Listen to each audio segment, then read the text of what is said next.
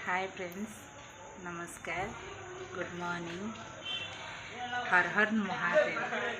आज पवित्र श्रावण मासर प्रथम सोमवार सबुठ बड़ कथा है मोर आज प्रथम ब्लॉग जेहेतु आम घर भद्रक बाबा आखंडलमणि आमर इष्ट देवता तांकरी ना नहीं कि मु आज मोर प्रथम ब्लॉग स्टार्ट करुच्छे।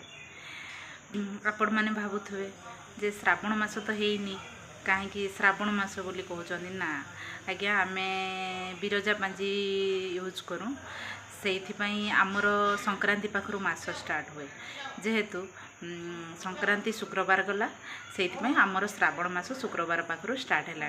आज आमर प्रथम सोमवार आपण मैंने कौ जिलू देखुं मो ब्लॉग निहाती मते कमेंट करिए। आपण श्रावण मास केमिति पालती सेटा भी मते निहाती जनइबे।